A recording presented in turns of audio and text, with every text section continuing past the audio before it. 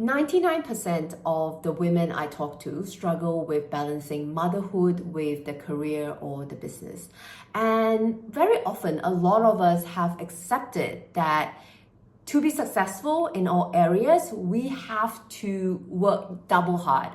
We need to be all perfect and we need to work ourselves to the brink of exhaustion or burnout. Or if we don't want that, if we don't want to be working so hard, we don't want that exhaustion, something's got to give. We either need to be lesser of a mom in order to thrive in our career, or just give up a career to be a better mom, right? A lot of us have that mindset. And today I talked to Nicky Lowe and I discover that that's not the only case. There is a way where we can thrive in all areas if we know ourselves better. And I have learned a lot from this conversation with Nicky, and I hope that you would too. All right, welcome Nicky, welcome to the podcast. Maybe you can begin by telling our audience, how do you help people? Oh, great question. And thank you for having me. It's a real pleasure to join you on your podcast, Michelle, and to be connecting with you again. So yeah, I help people, particularly working mums. So I help career-driven, high-achieving women who want to excel in their careers and have professional success, whilst they're also trying to navigate being a mum and navigating family life and showing up for their families in a way that kind of fulfills them.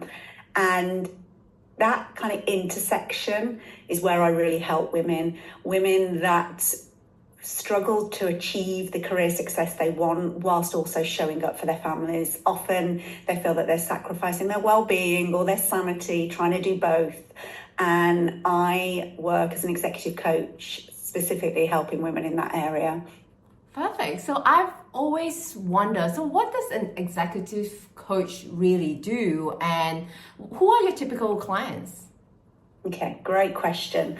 So coaching at its real simplest level is very careful listening. So I work predominantly one-to-one when I'm coaching with somebody, and I'm listening to them like they've probably never been listened to before. So it's what I would call exquisite listening. So I'm not just listening to what they're saying, I'm listening to the language patterns they're using. I'm listening to the psychology of what they're saying. So the layers beneath it, what they're saying, but what they're not saying, what their beliefs, values, all of the different things that really sit in our unconscious. That's what I'm listening for. And my training is in psychological mindedness. So it's the psychology of human behavior. So when I'm listening, I'm trying to determine what is somebody's kind of personality, preferences, style, where they might have their blind spots. So just really getting a real big kind of clear picture on somebody. And then I'm asking hopefully really powerful questions to help raise their awareness about how that shows up in the world, how it might be supporting them, but also what might be getting in the way of them having the success that they want. So at its simplest, that's what coaching is. Very careful listening and hopefully great questions, helping somebody raise their awareness so that they can have more success in their lives. And my background is in leadership. So I specifically work with women that are navigating the leadership pipeline. So they're either kind of early in their entrepreneurial career or maybe further down the line in their entrepreneurial career. And also women in kind of an organisation environment. They might be an emerging leader, so they're being seen as a top talent for the future, or they're already in a leadership position and they want to sustain that with less sacrifice to their well-being. So that's kind of at its core what coaching is. Having been on the receiving end of coaching about 20 years ago, and it was transformational in my kind of life at that point, that's what really led me on to do it. Wow. I mean, yeah, I think like entrepreneurship, first of all, is lonely, and definitely I can imagine how people in the corporate career, the higher you climb, the lonelier you felt, and therefore you may not know where to go for some of the questions that you may have. But before they come to you, what would they have realized, or what sort of problems that may be going through that they should consider executive coaching? Oh, there can be a number of different things, but I think the biggest reason that women come to me for coaching is they are putting so much effort into their lives. Like, they are trying to nail it in their work, and they're putting all the effort in. And particularly the working mum pieces prior to children, that strategy really worked for them. They could just work the hours they needed to have the impact in their work that they wanted to. And then they've had the joy of becoming a mum. And it's amazing, but also it is incredibly challenging. And the strategies that they may use for success before children either are no longer available to them, they can't work all the hours, or they're no longer sustainable. So they're trying to do that, they're getting up before the kids wake up, they're working after the kids go to bed, and they're realizing that they're not getting the return on their impact or the energy that they're putting in like they used to, or they're just feeling now so overwhelmed and so exhausted. They're starting to recognize that I'm in the burnout funnel, and if I'm not careful, this is going to suck me in and spit me out the other end. And they're having that kind of question of, do I just need to lean in more, work harder, which often the high achievers think that that's the answer. Or they've got to the point where they're like, if I lean in any further, it's going to break me. So they're thinking that they've got to lean out. They've either got to dial back their ambitions, or they've got to step away from their career entirely. And I work with them to help them find a different way at that point. So they haven't got to feel like they've just got to push harder, nor do they feel that they've just got to step away and lean out of it all. Yeah, it's so true that, we tend to believe that, once we become the mother or we become a mother, that's just how life is, that we have to struggle alone, that we have to work longer hours than we had before. Or like you mentioned, dial back on the ambition. So maybe, our success or career has to take a back seat until when maybe the kids has grown up, then we can go, push harder again. So typically, what sort of symptoms that they're experiencing, like you say, on the verge of burning out, how does that look like? So what tends to happen with high achievers is the first step is they start to kind of criticize themselves, like, I'm doing something wrong, I'm not good enough, I'm not coping with this all. And if I was smart enough or confident enough, it starts as a self-criticism. It's like, I'm doing something wrong. And then there's this sense of, I've just got to work harder. That's where it kind of starts from, and almost prove that I can do this and prove that I am good enough. So there tends to be then an intensity to that kind of work. So people just double down and kind of just dig in and use because often high achievers are great at this kind of almost raw willpower to get them through. So they might start to notice that and think, let's just work harder, push more. But then they'll start to notice that they've had to detach from their life really to do that, because perhaps their body or their heart is saying, this doesn't feel good. But they're almost having to go, well, no, this is what we do, particularly as entrepreneurs. We know that it's about sacrificing at the beginning. I always liken it to getting an aeroplane off the ground. It takes a lot of energy, and we tell ourselves that story, which often, is true. It takes a lot of energy to get a business off the ground and get it into the air. So we kind of almost telling ourselves that story. Well, no, this is just what needs to happen. This is what a good entrepreneur or a good businesswoman does. But that detachment starts to create a cascade of problems. So we start to ignore the subtle signals in our body that is, you just need to rest and recover. Because for me, there's a difference between high achievement and high performance. High achievement is that real drive that gets great results often, but it comes at a cost. There's a sacrifice to it, because actually high performance, we know that it is about effort, but then there's a recovery. It's effort and there's a recovery. And if you look at any great athlete, that's what they do. They train so hard, but they give as much attention to their recovery. They have world-class recovery built in. But as entrepreneurs, many of us are not good at that world-class recovery. So we detach from our body, and our body's telling us those signs that we need to recover. We need more fun and connection and all the things that light us up as a whole human. But when we are very associated to our career and our identity is very linked to our work, we kind of can can start to disconnect from that, and that's where this cascade of problems starts to come in. So often women will be feeling overwhelmed, they'll be feeling exhausted, they'll be feeling like there's something wrong with me. If I was good enough, this would be easier. And for many of them, it's I've just got to push through this. And I say that as somebody that had that strategy, and it actually led me to burnout. So after I had my first child 11 years ago now, I ended up physically burning out. I got adrenal fatigue because that was the strategy that I'd applied. And it was, for me, it was learning what got me here in my career isn't going to get me to the next stage. It was, those strategies were okay at one season in my life.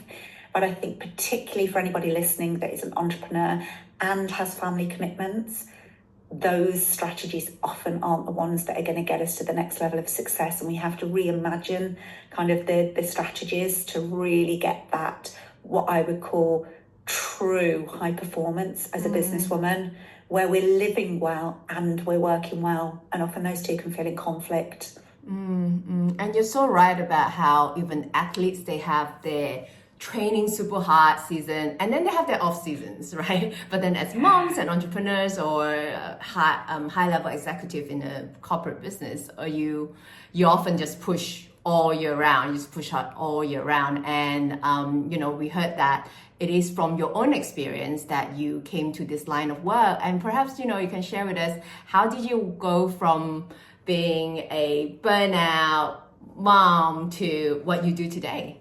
Yeah, great question. So I was already running my own business before I had my children. So I've run my own business for nearly 20 years now. And after my first child, as I say, I returned back to work, and I fell into the trap of, when I was at work, I was trying to work like I didn't have children. And then when I was a mum, I was trying to kind of mother like I didn't have my work. So I was hitting both kind of as a kind of with my perfectionism and high kind of expectations and standards. And yeah, I ended up burning out, and I got so ill that I knew something was wrong with me. And I kept going to the doctors going, something's not right. I just am physically so exhausted. And they kept doing loads of blood tests and health checks, and they were like, you're fine. You're just a new mum. All new mums are tired. So I kept going away going, I'm obviously not coping as well as other mums. Like there's something, I'm not resilient enough. And this went on, but it got to the point where I became so physically kind of exhausted. I'd be playing on the floor with my son, and he was kind of a toddler at that point, and I couldn't get back up off the floor. I was like, I've not got anything in my tank to get back up off the floor. It literally felt like every cell of my body was just not working. So I started to think, I've got some rare disease that nobody's identified, because I knew, when you could feel it, right? I think your body's trying to tell you something, just like, no, I won't let you push me even harder. And I think, I talked earlier about we disconnect from our bodies. I disconnected from my body for so long. It had been giving me these silent little whispers, and then it kind of started to get a bit louder, and I still wasn't listening. So it was now really, really talking to me. It was like, come on, it's almost like we're on red alert. And I ended up finding an amazing woman who was a functional medicine practitioner, and she worked with me, and we identified that I'd literally burnt my adrenal system out. So I had been going between my drive system of I just want to get stuff done, I just want to achieve, and then because I'd got a family commitment, I couldn't achieve in the way that I used to. So I was being pushed into my threat system, so that fight and flight, like, there's not enough time, and I'm not getting through my to-do list, and I'm not achieving as much as I want to. So I was literally bouncing between those two systems. And so from a endocrine, like our hormones, like my body was being beaten up, and I wasn't going into that rest and recovery, what we would call our soothing system. So the journey then was, it blindsided me. Like I was like, how the hell did this happen? Like, I'm a coach. I know I'm meant to have self-awareness. I've got all these great tools and support around me. So that was the first part of the journey, was like, this how did it happen? So I started to get fiercely curious, like, I need to understand this, because if I don't understand how it happened, I've got no confidence it won't happen again, because I did not see this coming. So firstly, that journey was a journey of like self-awareness, like what did I do that led me here? So it was like, didn't I eat enough avocado or do enough yoga? And part of it was learning that I needed to build recovery in and build it in with that athlete mindset of like, rest is not a weakness. It's not me being lazy or inefficient, but it's like, no, that's what high performance is. Rest is part of high performance. So there was almost like a retraining of my system. I then had to reimagine how I approach my work, because up until that point, I'd been the kind of typical high achiever type A. We just drive. We'll rest when we need to, but rest never came. And so I had to recondition my system, almost retrain my DNA about, actually, this is my definition of success and rest is part of that. And down-regulating my nervous system. So learning that I couldn't just be in the drive system all the time. I needed to drop into that soothing system and retrain, because my nervous system just wanted to go. So there was a retraining of my nervous system. But also as part of it, there was the recognition of what I would call the psychobiological factors, like the individual factors. But I started to realise what I would call the psychosocial factors, that actually we live in a culture that there is so much perfectionism around motherhood. There's the ideal mother paradigm that if you're the best mum, you spend all the time with your children, you love every moment of it, you sacrifice so much for them. And we now live in the most intensive form of parenting that has ever existed. If you look back over generations, parents didn't spend as much time with their children as we do now. You know, we take them to every activity. Their schedules are so carefully planned.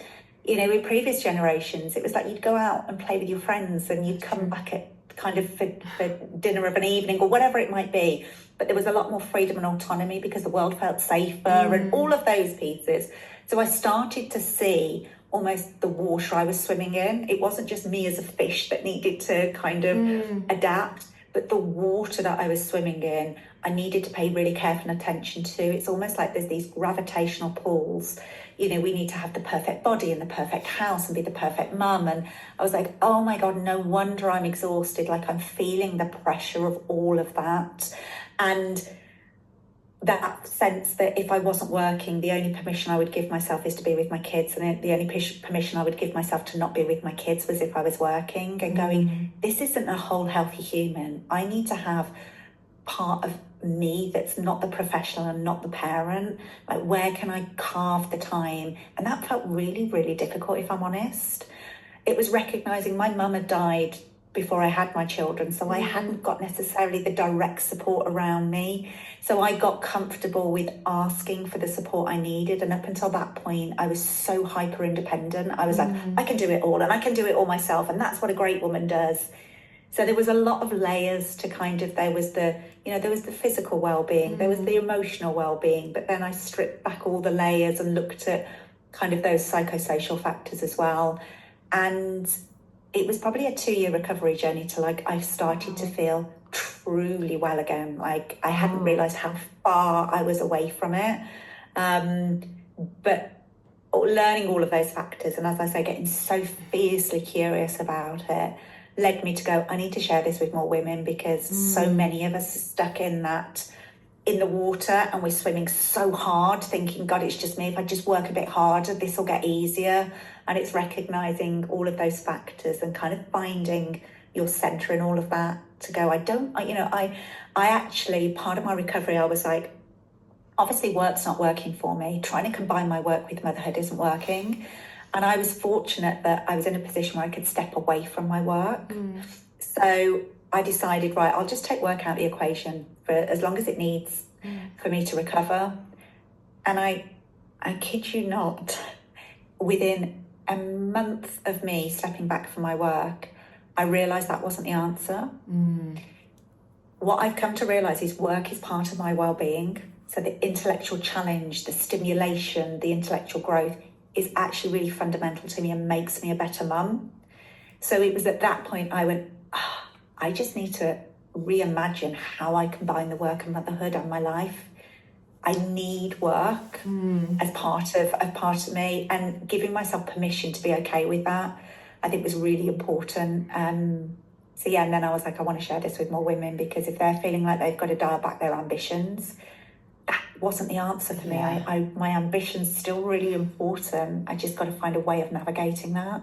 Right. Wow, Nikki. Thank you so much for sharing your wisdom and your experience with us, because as you told us about your story, there's just so many light bulbs that just went off, right? First of all, the societal pressure, just how, like you mentioned, the water that we swim in, and just also realizing that it's not about just dialing down one thing or the other that could help us. So having that in mind now, is there one action that you could recommend someone who perhaps recognize themselves in your story to take like right away if they are feeling like they could be on the verge of a burnout?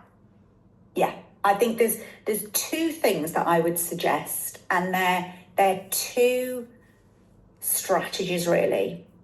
There are definitely practices that we can build into our lives as working mums, as ambitious, driven career women. And it's finding those practices that I would talk about: soothe your nervous system, regulate your nervous system. So that will be very unique, but tuning into your nervous system, because if we're stuck in this kind of cortisol, adrenaline of drive, that will take its toll on our health. Whether we recognize it now or not, it will. So for me, there was this, my definition of success is achieving with a regulated nervous system. If I'm, achieving with a regulated nervous system. Okay. All right. Tell us how's that done. So for most of us, we're not even aware of our nervous system. Like if we're driven, we're probably used to, we've got a high tolerance for stress. Often ambitious, career-driven women do have this high tolerance for stress. So it's tuning into our bodies. So there's a practice that you can do, which is just a body scan. Like, what am I noticing in my body right now? And most of us are living in our head and we're not connected to our body in our day-to-day life. So it might be just checking in and going, actually, I'm feeling thirsty. I hadn't realized, but today I'm dehydrated. Or actually, I'm noticing. So for me, what I wasn't noticing is there was almost an anxiety about my day-to-day life. That anxiety, I didn't feel as anxiety. I felt as like a drive. I was like, oh, that's just what drive feels like. So that tuning into your body, because your nervous system will be talking to you, and just starting to notice, like, where do I feel? Is it that my shoulders are up today? Is it that my breathing's really shallow? And the subtle cues that your body will be giving you will be telling you what's going on in your nervous system. And most of us need to do some down regulation. So we're so used to being in that high drive, that becomes our kind of baseline. So, and the way to do that will be unique for different people. So for some people, it might be like they like to do kind of deep belly breathing to like bring themselves back down into their parasympathetic nervous system, so that rest and digest. For other people, it might be meditation. For somebody, it might be a gentle walk. For other people, it might be stretching. So I would find what's the thing for you that down-regulates your system. Like, I love walking with my dogs in nature. Like, I've got 2 dogs, and that's the thing. I said to you before we hit record, I get up really early in the morning. And the reason for that is my kids are early risers, but I need that quiet time before anybody else wakes up in the house, where I'm not stimulated by mum, first thing in the morning, because that heightens my nervous system first thing in the morning. So I like to train my body first thing in the morning. This is what a down-regulated nervous system is. We're going to go up in the day, and we should. Like, we're not, we're not going to flatline at this kind of calm, serene state. We're not meant to. But knowing that that is my baseline, I had to teach my system, this is the baseline that we need to be coming back to at points. I didn't know where my down-regulated system was. It was so up. So there's those practices. But what I would say with that is those practices are almost like a sticky plaster. Like, they don't solve the issue if you don't think about what I would call the principles in your life. So those principles around self-awareness, around being clear on your values, about actually what's the life I want to lead, being clear on what is my vision for my life. Like, I can become so career associated, and I that's been part of me for so long. I have the tendency to be a workaholic.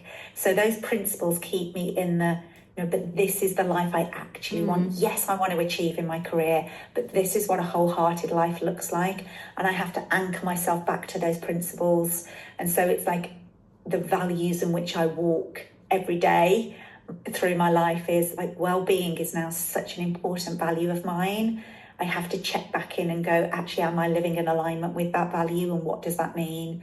So the practices are really important, but they just become, as I say, sticky plasters if we don't kind of address the bigger issues of who am I and what do I want my life to be about. Wow. So yeah, you're right. I mean, like, we think that we should know what kind of life we want, right? But very iffy. Very often for many people, it's very iffy. And what kind of values, and you mentioned what kind of vision for your life that you have. And it really takes intentional purpose or some intention to kind of slow down and ask yourself those questions. And sometimes when you're so close to the problem, you just can't see it. So now I absolutely see how, by you truly listening to, some of the words that we say, sometimes we don't realize we say certain words and what it meant. And therefore, this is how you step in and help them. Yeah. Am I correct? Yeah. Okay. Absolutely. Getting it. And I think going back to that societal piece that we talked about earlier, because the world will tell us what our life should be like. And we get so many messages now with social media about this is the life you should be leading. And that kind of vision piece is about, okay, I'm in all of that, but what do I really want? Like, what is the life that I want in all of that noise? Because there's a really famous quote by a guy from the UK. His name's Ian Thomas, and he talks about the world will take you by the hand and say, this is important, and this is important, and this is important. And it's about putting your hand back on your heart and going, this is what's important for me. And that will be different for every single one of us. But unless we take that time to do it and be intentional, as you say, the world will be pulling us in all of those directions, and we don't find our center with it. So the work that I do is helping women not to feel that they've got to lean in so much to their career and their life that they're in this kind of overwhelmed overdrive, but also that they don't feel that they've got to lean back so much that they've got to dial down who they are. It's about finding your center and being really grounded in your values and being that intentional and finding your path, but being grounded to what's important to you. And that's tricky in the modern world. It's really tricky, and it's almost like a daily practice. All right. So maybe tell us, I know you have something for our audience that perhaps could help them navigate this in the early stages, at least. Yeah. So on my website, I run masterclasses, and I've got a masterclass that if women have identified with what I've said in this conversation, it's a masterclass on type A tendencies. So career-driven women tend to have type A type of personality. And this masterclass is all about how to stop your type A tendencies tripping you up. So how can we leverage them for success, but don't allow them to steal our well-being and our sanity along the way? So if people want to learn more about that, they can head over to luminate-group.co.uk/type A. Lovely. We will definitely link that in our description. And what's the final question that I should be asking you that I did not miss you? And also please answer that for me.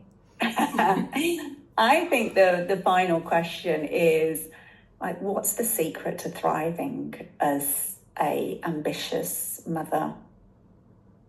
And the answer to that comes down to that piece we talked about, being really connected to yourself. So connected to your body and connected to you, because the world will try and tell you what it should look like as kind of a mother and a businesswoman. But the real secret is it has to be self-sourced. It has to come from inside. You get to determine what success looks like for you in your life.